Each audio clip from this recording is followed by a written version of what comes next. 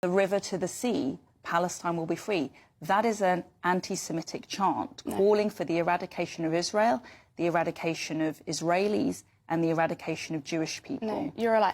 You're a liar. On every single one of these mass protests, right, there is a huge Jewish bloc. In all of these encampments, the encampments that you went to today, even in Cambridge, talking about all this kind of stuff, the Cambridge group, Cambridge Jews for Justice, they said, you are weaponising their identity to promote a culture war. And that's all this is, because you've got no actual real policies or statements or anything to offer people in this country. Let's be honest, the reason you're here and the reason you went today is because you want to be the leader of the Tory party. You're interested in your career. You're interested in promoting that. So that's why you come out with your line Could I ask? I mean, this is, to be honest, I'm completely... And that's completely false to call the marches anti-Semitic. People don't believe that. I'm completely great about this. I'm sure most people are. But are you not just dismissing anti-Semitism there? Because there is anti-Semitism. I mean, I have heard anti-Semitism at some of these marches. I have been in amongst quite a few ones, not the ones I was at today, absolutely, but quite a few of the ones that, I mean, I have been, and quite often when you scratch the surface a bit, there are some anti-Semitic views. It might come across like you are dismissing anti-Semitism a bit. I don't think it does, because the thing is, like, let's talk about the broader context of this, which is Suella Braverman lecturing anyone about racism. I don't think anyone's going to listen to that, basically. You specifically and your government have been the architects of horrific racist policies and whipping. You're talking about hatred, you're talking about violence, you're talking about all of these terrible things. I was watching the thing today, you're saying war is a tragedy and all of this kind of stuff. First of all, capitalism produces all of that tragedy, produces racism, produces all these... I mean, I do wonder if that's the central point, isn't it? Is it...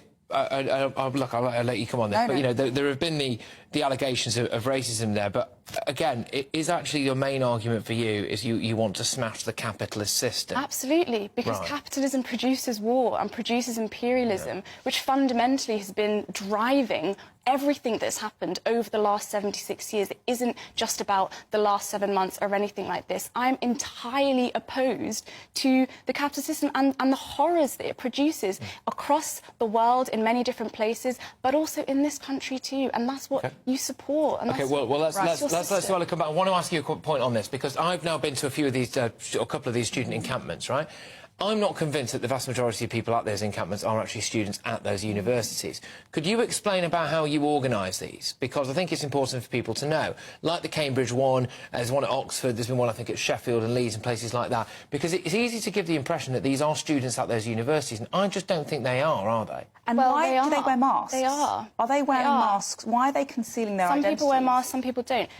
These are pretty much everyone was wearing a mask today, I've got to say. Right? These are student protests. And in some places, other people, not students, have gotten involved. And I think that's a great thing. Are these students at university? Because I think the staff from those universities should get involved. And in almost every single one of the encampments, there's statements of support from the staff who want to encourage the students. And not just that, wider people from the community coming to provide food, to provide support for what the students are doing. And the reason that they're doing that is because everyone has realised that you cannot appeal to politicians. There's not a single politician in this country that is actually going to do something to try and stop what's taking place. And they are realising the only faith that people can have, the only power that people really have, is in themselves. And that's what I'm here to promote. And that's why we need to widen out the encampments and grow the movement to beyond what it currently is doing, so that we can actually halt the government and their support for the war machine in Israel. OK, right, so there we go. So I'll give the final word on this, because we are very pressed for time. You know,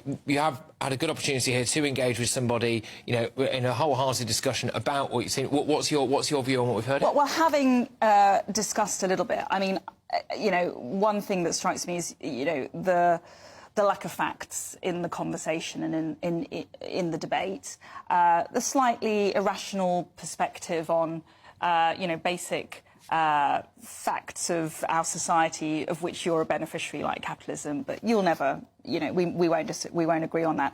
And ultimately, your refusal to answer basic questions about Hamas and Israel's right to defend herself right now. It's, you know, interesting to hear your views. We're not going to agree. I'll give you a fact. 40,000 people killed by Israel, nearly 100,000 injured in the process, millions of people displaced. Not a fact. That is a fact. Could I just ask one more important point? And you're a liar. Look, one more really important point, just, you know, it's a yes or no, really, before we go. Does Israel have a right to exist?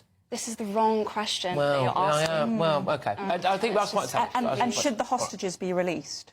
Listen, like, why is this conflict happening in the first place? Who is responsible It's easy for to it? say yes to that. Who is the responsible Do you for it? believe women were raped on October the 7th by Hamas? I believe there is a lot of violence taking place across that whole region, and I think Western imperialists are the first people who set up that problem in the first place, and they're continuing to back everything that Netanyahu refusing is doing. to condemn Hamas. And you refuse to condemn the whole system that produced all of that violence in the first place. Both of you, thank you.